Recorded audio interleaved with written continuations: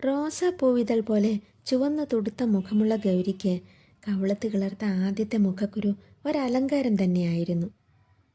Class റൂമിലെ 2ാം ബെഞ്ചിലിരുന്ന് എതിർവശത്തെ 3ാം ബെഞ്ചിലേക്കുള്ള റിത്തേഷിൻ്റെ നോട്ടത്തിൻ്റെ ഇടവേളകൾ വീണ്ടും കുറഞ്ഞു.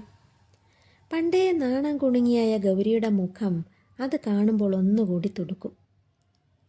കവിളത്തെ മുഖക്കുരു പിന്നെ നെറ്റിയിലും താടിയിലും തത്തമ്മ ചുണ്ടുപോലെ വളഞ്ഞ മൂക്കിലും വരെ ആയപ്പോൾ കൂട്ടുകാർ കളിയാക്കി തുടങ്ങി.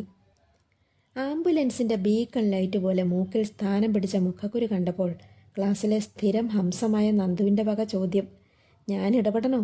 ആരാ കക്ഷി? ഇതിനിത്ര നാണിക്കാൻ എന്തിരിക്കുന്നു? ഇതൊക്കെ ഈ പ്രായത്തിലുള്ളതല്ലേ? അമ്മയുടെ ആശ്വാസവാക്ക്. പക്ഷേ അവൾക്ക് ആശ്വാസമേകിയില്ല. പതിവ് പോലെ മുറച്ചെറുക്കൻ കിഷോർ വന്ന് മൂക്കത്ത് പിടിച്ച് നുള്ളിയപ്പോൾ അവൾ വേദന കൊണ്ട് വാവിട്ട് നിലവിളിച്ചു.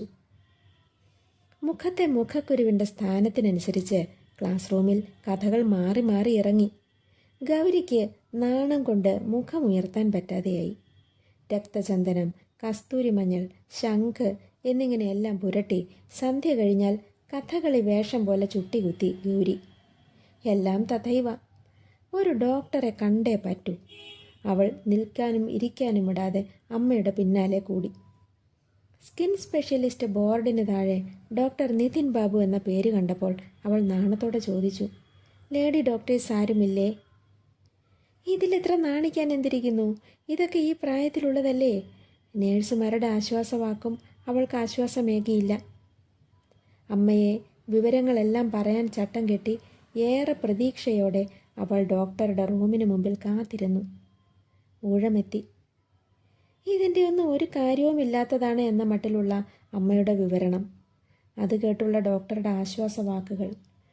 അവളുടെ നിർബന്ധത്തിന് വഴങ്ങിയിട്ടെന്നോണം ഡോക്ടർ കുറച്ച് ഗുളികകൾക്കും ഒരു ലോഷനും കുറിച്ച് നൽകി. ഗൗരി കുറിപ്പ് വാങ്ങി മുഖമുയർത്താതെ തിരികെ പോകാൻ ഒരുങ്ങി.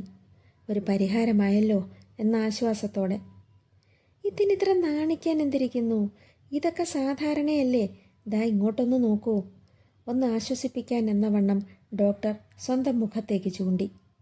മുഖമുയർത്തി നോക്കിയ ഗൗരി ഞെട്ടി. പഴുത്തതും തിണർത്തതും കരിഞ്ഞതും കൊഴിഞ്ഞതുമായ മുഖക്കുരു നിറഞ്ഞ മുഖം. പുറത്തിറങ്ങിയ ഗൗരി ഡോക്ടറുടെ കുറിപ്പിലേക്ക് നോക്കി.